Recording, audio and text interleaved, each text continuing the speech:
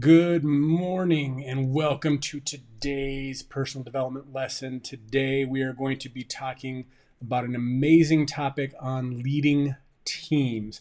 I am Joel Dunn, for those of you that are just tuning in and don't know. I'm going to be going over this lesson, which is an amazing lesson on how to be a great leader for a team. And it's one of those things where we are all a part of a team in one way or another. So not only are we good at being team leaders, we are also good at being a part of the team. So that's one of those important things that if you aren't good at being a part of a team, you might actually not help being the leader of the team. So you not only have to know how to work with your team, you need to know how to be a part of a team. So you may have people above you that are leading a larger organization that you need to fit into, while at the same time being the leader and the head of your organization.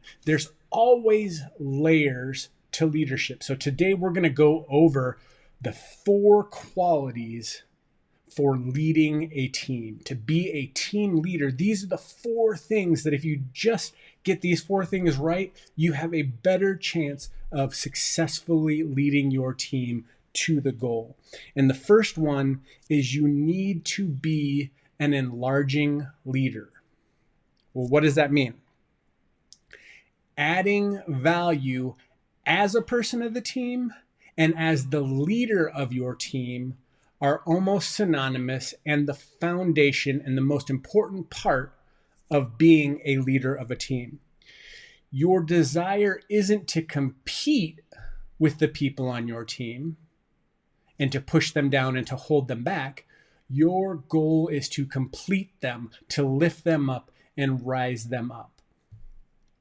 Enlarging your team means that you are going out of your way to lift people up, to appreciate them, to show others what other people are doing within your organization, within your team. You are shouting them out. You are pushing them further. You are drawing everyone together to cheer. And you are doing this so that you can raise the water table of the entire organization. So when we're talking about the water table, think about this. When a tide comes in, it raises all the ship. So you are the water. You are the rising tide. You're the one that comes in and lifts everyone up. You set the bar, you set the example, and you're the one that goes out and makes the difference as the leader of the team.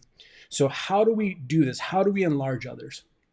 We believe in others before they believe in themselves and before they even believe in you. You know, they're joining you, they're coming into your team with lots of questions. So you have to have the belief in them before they believe in you. And if they believe in you, you've won them over and you can work together with them and accomplish great things. 2, you need to serve others before they serve you.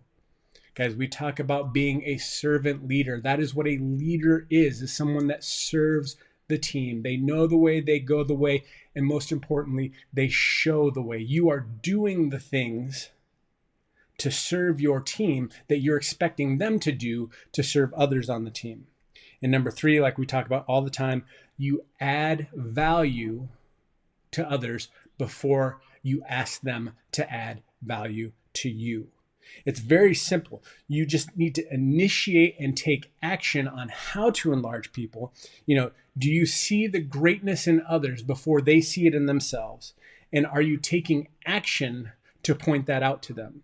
See, if you just see it and you recognize it, but then you don't take the action to enlarge that person, not only directly having conversations with them, but in front of the organization, in front of your team, is it really worth knowing if you're not acknowledging? So number 1, enlarging and adding value to the people on your team is foundational. Number 2, commitment.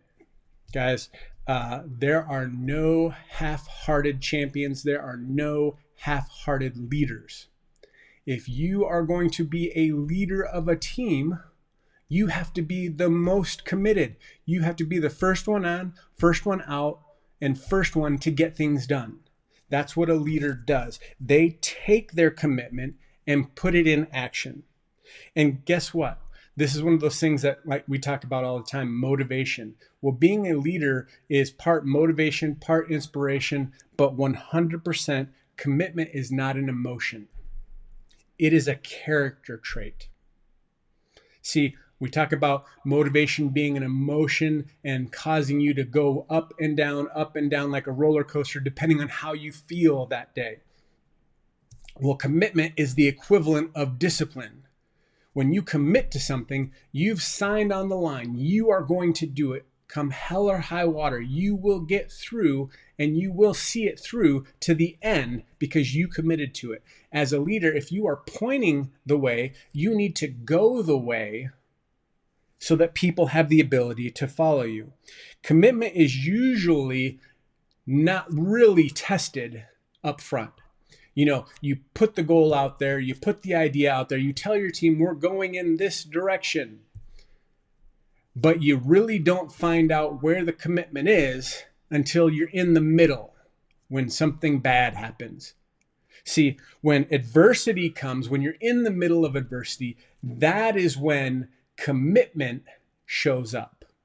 You find out if the words that you said match the situation and the adversity that you're coming up with. So as the leader, you are committed to seeing over the obstacle through the adversity and bringing people along with you. You are starting to take your commitment and turning it into action, because you never know who on your team is committed until something bad happens, until adversity comes. Then you will find out who's truly with you. Vince Lombardi said, the harder you work, the harder it is to surrender, because you start putting in all of the work. It's less likely that you will give up because you've compounded the work that if you gave up now, it would make all of that work meaningless. So as the leader, you're putting in the most work and it's making it harder and harder and harder for you as a leader to give in and give up. Also, commitment doesn't depend on your gifts and abilities. They're not even connected. Your gifts and abilities, your talents are what help you through things, but it's your grit, your determination, and again, that part of you that says, I will until, that is connected to your commitment. It's not gifts, talents, and abilities. It's grit, hard work, and determination. It also comes from a result of your choices, not the condition, not the things that happen. You know, we talk about it all the time. You have a choice in how you respond versus reacting to conditions. And as a leader, you are choosing to respond versus erratically reacting. So it's one of those things where you just come right down to committing, and always, always, always make sure that it's a choice, not a reaction, not a I'm falling apart, so things are falling apart, so I'll just let it all go away. You are committing and choosing to bring your team through with you. And lastly, it's based on values. At the beginning, said it was character, and it's based on values. Those are things that do not change. Characters and values do not change. Tips and tricks change, seasons change, circumstances change, but the core of who you are and your value system will always stay the same. So make sure that you are connecting your values with your team so that your team pushes through based on the values of the team as well as your values as a leader. Because once it's based on values, you have no problem sustaining the commitment, because your character and your values will push you through to where you're trying to go. Number 3, collaboration. Guys, it's about teamwork. You know our stupid, cheesy saying, teamwork makes the dream work? It is absolutely true. You can go further with people, even if you're dragging some of them along, than you could go by yourself. You know, they say if you want to go fast, go alone. If you want to go further, bring people and go along with people. So you need to be able to collaborate. And collaboration is different than cooperation. See, cooperation is working with people that are agreeing. You know, we've all seen those people that they just agree with anything. Yep, that's it. Yep, that's good. Yep, that's good. Yep, that's good. Even though you think that they really are just saying that, you don't believe that they are really with you on it. They're cooperating. Where collaborating means you are working aggressively towards the goal together. You are filling pieces with other people, and people are filling other pieces to make the puzzle whole. You know, you want agreeable people on your team, but they're normally not the ones who are going to go and get the things done. The people that are going to go out and get the things done are the collaborators, the ones that are actually going out and aggressively accomplishing goals. So you need a mix of both, because if you don't have the aggressive collaborators, you won't even be able to bring the cooperators along. See, we want to bring everybody in. We want everybody to be on the bus. We want everybody to be able to go along, but there's only a few people that actually create the engine. So connect with your engines, collaborate with them, and bring in your cooperators to make it grow bigger. Number 4, word that nobody likes to hear, discipline. Guys, where there's a will, there's a way. And discipline is the will and the way. It's doing what you really don't want to do so that you can have and do what you really want to do. You know, we talk about it all the time. Discipline is the foundation of creating anything, because it takes multiple amounts of times to do things. When you're excited, when you get started, of course your emotion is going to push you through. But what happens when the emotion that you had when you made the decision goes away? Well, for most people, they fall off, they give up, and they quit. But not you, because you've created habits. You've decided that you are going to be disciplined and you are going to do it. So how do we successfully get into discipline? Well, you have to create a daily rhythm, a daily habit, a daily action that is going to help push you to your goal. So what is it that you're going to be disciplined in? You know, they say that successful people know that there's a handful of things, just a half dozen things, or like 6 things that you need to do in your specific thing that you've chosen in order to be successful. The easiest way to figure that out is to look at the successful people that have come before you, ask them what they did, and then just go out and do that handful of things. So if it's 6 things, I would highly recommend designing your disciplines around things that allow you to do those 6 things day in and day out, and you keep it as a part of your to-do list for every single day. And then lastly, the whole thing about going on a success trip, a success journey, is that there is no destination. There are markers. See, the thing you got to understand about life is a sprint for a never-ending marathon mixed with a boxing match. You're going to be running fast, you're going to be getting hit, and you think that there's an end, but there's actually no end in sight. Why?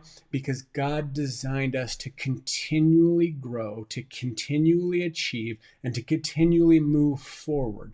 So the moment that you stop or put it in neutral, you don't actually stop and go neutral. You actually start to go backwards. So success is a journey, not a destination.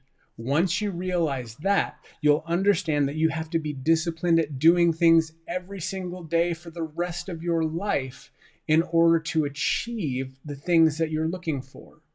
So when you're having these discussions, when you're leading your team, Teach them the disciplines that it's going to take for them to achieve the success.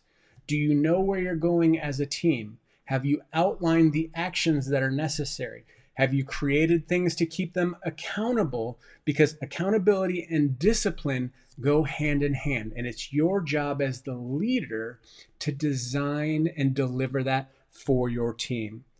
So let's recap. Number one, you enlarge, you add value to your team, you cheer them on, you make them bigger than they actually are so that they step into that new version of them that you see for them. Number two, you are committed first. You are going out and you are setting the standard. You are setting the pace for the other people on your team to follow. There is no goal without commitment, because there's a goal out there, you see it, but you have to commit to it in order to make it happen. Number three, you're looking as a leader to collaborate with your team.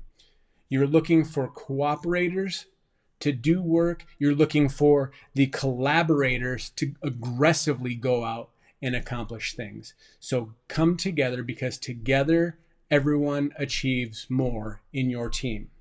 And finally, discipline.